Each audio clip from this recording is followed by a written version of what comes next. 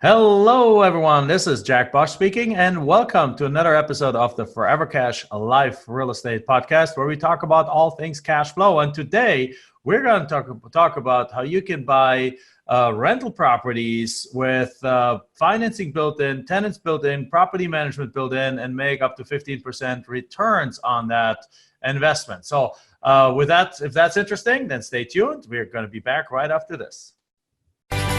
Welcome to the Forever Cash Life Real Estate Investing Podcast with your hosts, Jack and Michelle Bosch. Together, let's uncover the secrets to building true wealth through real estate and living a purpose-driven life. All right, and we are back, and our guest today is Antoine Martel. How are you, Antoine? Very good. How are you? I'm doing excellent. Did I pronounce your last name right? Yep, it's good. Okay. Good. So wonderful. So Antoine, so where are you coming from? Where are you located? So I live in Los Angeles right now, but I grew up in San Francisco. Okay. So California guy from all the way from California. That just went to the little warmer climate. Sounds good. Yep. I'm right next door here in Phoenix, Arizona. And I'm understanding what you guys do is turnkey investing. Yep. So turnkey, define the term turnkey for me. Sure. So turnkey has a bunch of different variations, I guess you can say. For us, turnkey means you're buying a property that comes with tenants in place, that's fully renovated, and then we help you get financing, insurance. We help you, if you need an inspection done, we'll give you an inspector. So pretty much making it as easy as possible for somebody anywhere in the U.S. to buy a property in one of our markets, which is Memphis and Cleveland, and helping them with every person along the way. And everything is already built in, ready to go. So they don't need to go and look up reviews online or do their own research and spend any time researching people or building their team on the ground. The team comes with the property. So they're basically buying a property with a tenant built in, property management built in.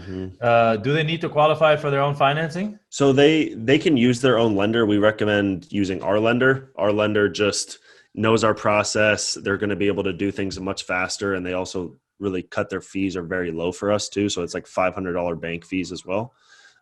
So they can go and use their own lender. They're still going to need to get approved for the financing. So that means 2 years of W-2 or 1099, 2 years of tax returns really, and then a credit score over 700, and then $20,000 or more seasoned in their bank account.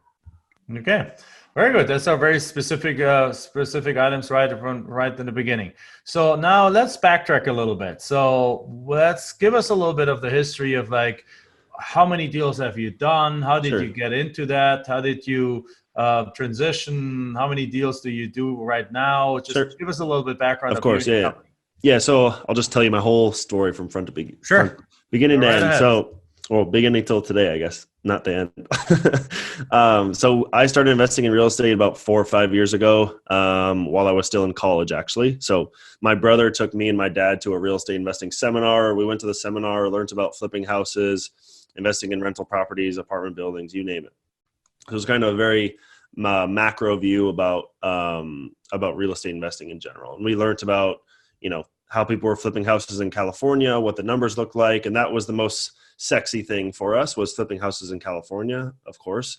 And, doing $1 million or $2 million deals was, and looking at the big numbers was really intriguing, right? When you first look at it.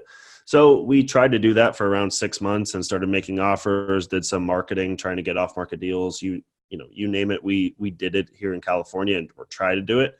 And after about 6 months, we realized we didn't have enough money. We didn't know enough people to make it profitable for us or to make any sense to make a real business out of it, just with the lack of resources and knowledge that we had. And we had like 40 grand saved up. My dad had 40 grand saved up that he was willing to invest. And we were looking at the numbers for the deals here in California. And it was like, there's no way that we're going to make any good return on our, we're only putting 40 grand of skin in the game into these, $1 or $2 million deals. There's not much that we're really contributing. It's really just sweat equity. So we try to pivot into doing other stuff, which was, buying rental properties here in California, then started learning about landlord tenant laws and all that kind of stuff and really expensive property taxes. And then around a year after that seminar, I started doing research and meeting up with people on bigger pockets who were investing out of state, and started seeing that people were, you could buy a house for 20 or 30 grand, renovate it for 20 or 30 grand, and then, refinance it, do a cash out refinance or sell it or whatever.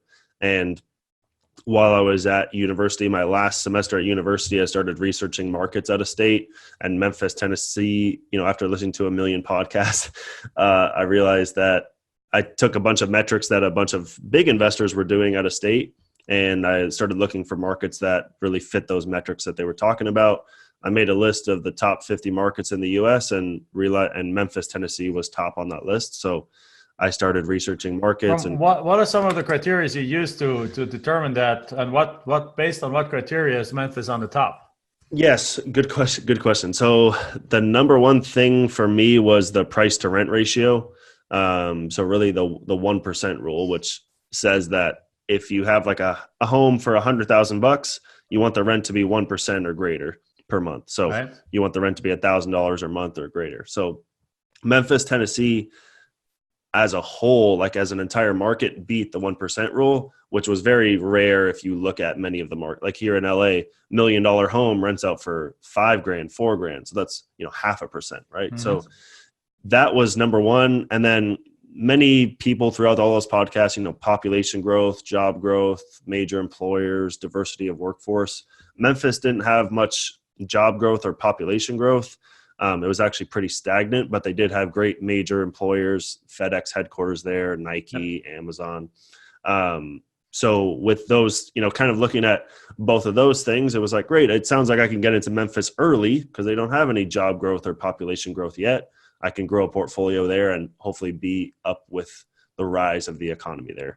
And that rise of the economy also came with like looking at the mayor, who they are, what have they done in the past, what is their plan and goals for Memphis as well. So doing a lot of research on a bunch of different markets about those kinds of things as well. And Memphis even had a really well set up what's called economic development committee, where they pretty much help businesses move to Memphis, Tennessee, and give them tax credits and advantages for moving to Memphis. So that was one of the big things why Memphis, Tennessee. And then started really just trying to build a team out of state while I was at my last semester there in university. Eventually I found a house, I found a property manager, I found a realtor, a contractor, and I bought a house for $40,000, renovated it for a couple $1,000, and then did a cash out refinance all in my last semester at university. And then, went back to my dad and said, hey, I can keep doing this after I graduate if you want me to, and keep growing the family portfolio. Instead of going and getting a job, which I didn't want to do. What's your dad do? What does your dad do? My dad was a project management consultant for like software implementation. So he was working at a pharmaceutical company and handling big projects and project management. But not like much real estate experience. No real estate experience. The only real estate experience was buying our house in the Bay Area in 2001. And then before that was he owned for a very small amount of time, like an 8-unit building back in Quebec, Canada, where he grew up when he was in college, when he was 20 years old. Well, so at least the house in San Francisco in the Bay Area was a good timing. Yeah. So we sold that house 2 years ago and then took all that equity and started, buying apartment buildings out of state now. Wonderful. So bought that first house, did a refinance, went to my dad and said, hey, I can keep doing this after I graduate if you want me to. He said, yeah, graduated in May. By the end of that year, we had like 10 single family homes in Memphis, Tennessee, all cash flowing, all working really well. Then people started reaching out to us. Now, did you move there or did you do this? No. I did this all remote from LA. So I would just make trips every couple of months to check up on the projects and my team there.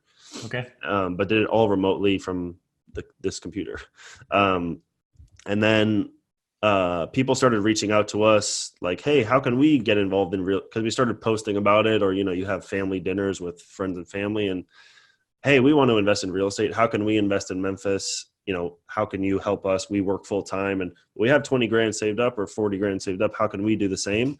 And then we're like, okay, we can, instead of refinancing, we can just sell it to our friends and family. And then that's how really the turnkey business started. So it started with me making a little WordPress website called Martel Family Realty and started selling houses through there, which eventually led into what we are today, which is Martel Turnkey.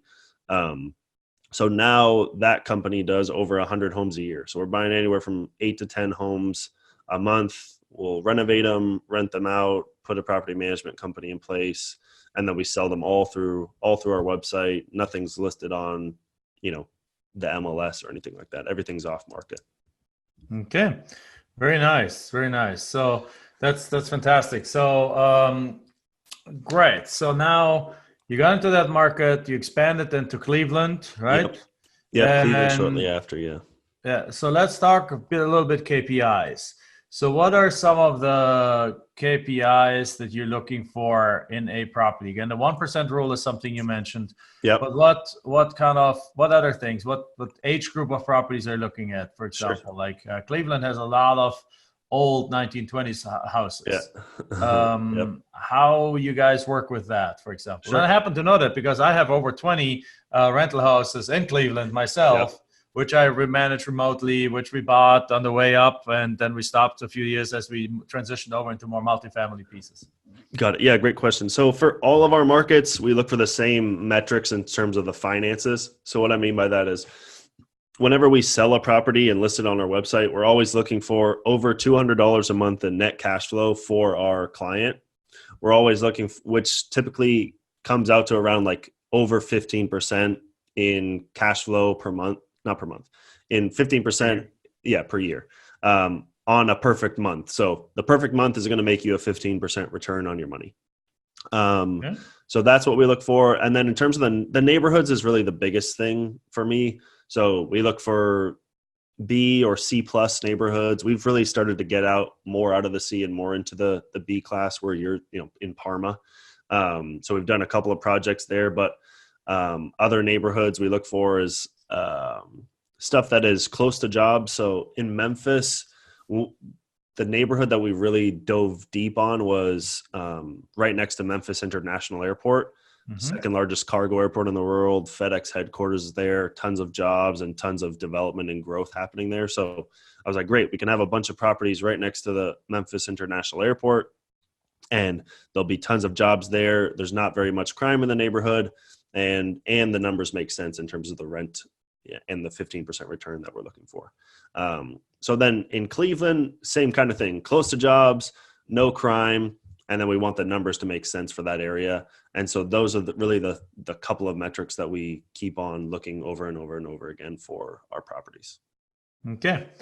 All right. So invest 15%. And so in that case, it doesn't really matter if it's a $70,000 house or a $300,000 house, as long as the metrics are still the same. Yeah. But what you'll find after we've been doing this for a couple of years is that anything over that $100,000 price tag, that 15% is no longer possible now. That 15% goes to like 12%.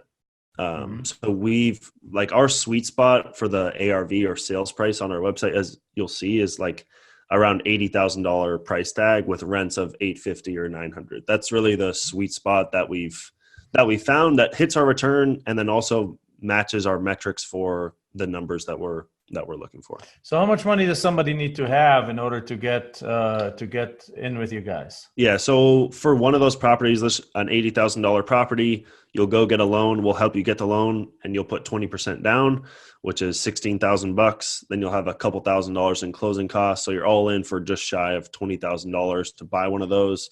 And then it comes with a tenant in place, property management in place, and then we'll help you get that loan. And then we'll give you the insurance company that we use as well. So all these people are third party, and we don't make any money from referring people over. It's just part of the deal. And then in property management, we're using local property management company, a regional one, a nationwide one. Yeah, good question. So every market that we invest in, we use local property management company.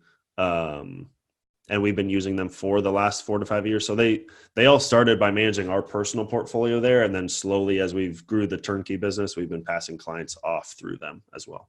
Just because we've used them, we recommend them. They manage our personal stuff there as well. So, we feel like and it's also really hard to find a national, for multifamily, it's a little bit easier, but for single family homes, finding a national or regional, I've never even heard of it. And even the ones that we worked with one time that are growing to be national. They're venture capital funded and so on, but the experience has not been very good at all. Yeah. So we had to fire them very, very quickly. And after they created a big old mess. Yeah. And then we went to a regional one, and they're very, very good. So are you guys using a property management company in Cleveland, or are you guys managing it from? We're in Cleveland. We're using a property management company. Okay, got it. We use property management companies for all those things. That's okay, good. We started just kind of a little bit similar, but we started with our single family portfolio, making our money in the land business, moving it into houses. We started with houses here in Phoenix because we thought we need to be close to them. There's houses in Phoenix that I can't even find anymore. Yep. Because if I know we own a certain number, but I would have to look up the address and Google it and find it, because I haven't seen those houses for 8 years. Yeah. Because they're running, they're full, they're paying their rent, they're being repaired as needed, and they're in good condition. And we have a great property management company managing them in Phoenix. Love it. So then, after we had handed it over to a property management company in Phoenix, we went out into the next market, Cleveland, handed it over to one there. It was the horrible one. Then actually it was in a different market, but there also the first one was a bad one. Then we handed it to a second one, which is doing well. And then a third market is in Omaha, Nebraska. There we had to also go. Actually, no, in Cleveland we got a good one right away. In Omaha we had a bad one first, and now we have an excellent one that is actually doing fantastic. We never hear from them. We just get literally we get a check for way more than it feels like we should be getting every month, and they're doing just a phenomenal job there. That's awesome. Yeah, because for us too, it takes a while to find a really good property management company that's willing to grow as well. Because we're passing 8 to 10 new clients every single month to a property management. It's a lot of new clients coming every single month. So we have to also find the right property management company that's willing to take on that workload of all those new clients and all the paperwork and stuff that comes along with it. Absolutely. So, good point. So, what would you tell somebody who's looking to find a property management company? What are you looking for in them? What's kind of your criteria for hiring them? Sure. So for us, property management companies, we look for, first of all, most of our property management companies will charge around 10%. So if they're charging anywhere in that ballpark, which all of our markets for single families, they're charging 10%. Something else we look for is like a not too big, not too small kind of issue. So some property management companies that, there's a one-man show or they manage 200 doors or less, it can be hard for us. If you're only going to go to a market and your goal is to buy 3 properties and then that's it, then maybe that property management company would work for you. But for us, we were looking for a property management company that managed over 200 doors that was willing to grow with us. So we made that very clear up front to the property management companies that we were interviewing, I guess. Hey, we have 8 to 10 new clients every month and we'd like to pass them off to you. Can you handle that workload? So we look for that. We look for past experience. We talk to many different past owners that they've had and asked about their experience. We make sure that they have online portals so that all of our clients can get, like you said, just have access easily online to all the information about their properties and what's going on. So that's something very important to us as well, because all of our clients are just, assuming or anticipating that they can go on online at any time and check up and refresh the page and see what's happening with their property and if the tenant's paid or not, et cetera. Right. That makes total sense. And then now towards the investors, what is your typical investor's holding time on these properties? How long are they? Do you tell them that it would be good to hold? How long do they typically hold? Yeah. And what are they seeing in terms of when they're selling, in terms of overall returns at the end? Yeah. Great question. So again, we've only been around for 4 to 5 years. So almost, I would say 90% of our clients have bought and are still holding. And when I tell all my clients that this is a long-term gameplay, right? So these aren't a highly appreciating markets like Arizona or Phoenix, where you are, where you're going to buy something for $100,000 and it may be worth, $125,000 next year. Just these markets that's not happening quite yet. The markets are pretty flat and stagnant, but there's a lot of development going on. It just hasn't increased the overall prices for these properties yet. So I always tell my clients that you're buying these properties for a cash flow play. So just look at the cash flow. Don't assume any appreciation on these properties. Just take your 12 to 15% that you're going to make on a year over year basis, and just that's what you're buying these properties for. And the real thing, if I may chime in, that's the cash on cash return, right? Yep. So, I mean, what people forget about is that if they get a 12 or 15% return on the stock market, they still have to pay taxes on that. Yep. Right? Yep. But we find that on our houses, we basically pay almost no taxes on these houses on the cash flow on it, because there's depreciation every single year. And so as a result, your 15% is really more the equivalent of a 20% in the stock market that you pay a 25% tax on. Yep. And then on top of it, this is not an interest-only loan that you have on a property. It's an amortizing loan. So if you do hold this property for 30 years, at the end of the day, even if there's only 1% appreciation over year, which in many markets there is at least 1% or so, so to go up a little bit. So at the end of the time, in 30 years, you'll have an older home that is fully paid off, that at that time rents are also going up slightly, that at that time spits out $1,500 to $2,000 a month, and you have $150,000 or so equity in this property that you then go sell, and then you pay some taxes on it. You do 1031 exchange. So there's more returns than that. So if you pay it off by 2% or 3% of it per year in order to pay it off for 30 years, you got to pay off like a little bit over 3% on average. Obviously, amortizations happen like this. So you end up making the equivalent of like a 20. If you're realizing a 15% return, you're really making more like a 23% return on your money. Only that the 15 of it is cash, and it's mostly tax free. Exactly, and you're growing your equity every single month, and you're not even paying for it. The tenants are growing your equity, and I mean,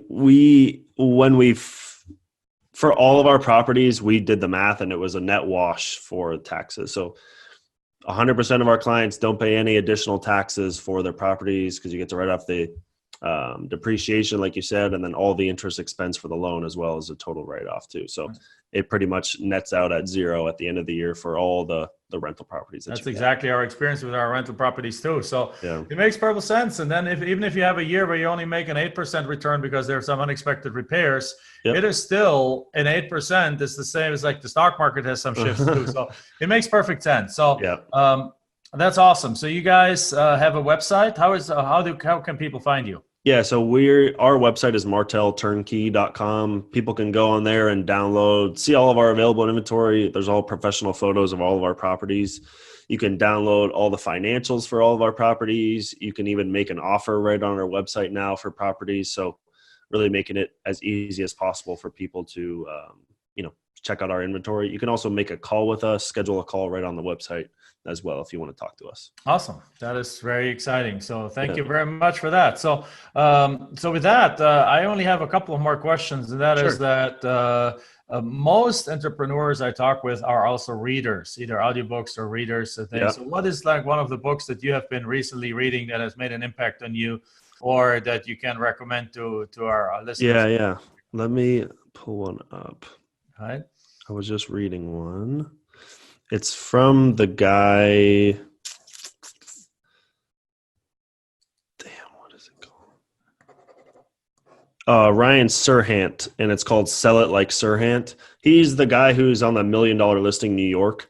And he wrote a book about sales and how to sell and how to build a sales team. For me, it's really important because we're selling 8 to 10 big ticket items every single month, which isn't an easy feat.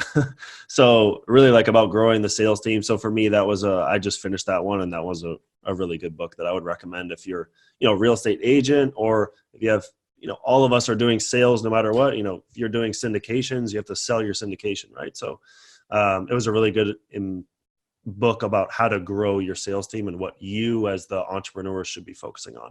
Awesome. Thank you very much. That's exciting. That's good. That's not a recommendation I've heard so far. So that's a good one. And then the second question is, do you have any, in order to continue on the upward stream of life, do you have any kind of daily routine that you do?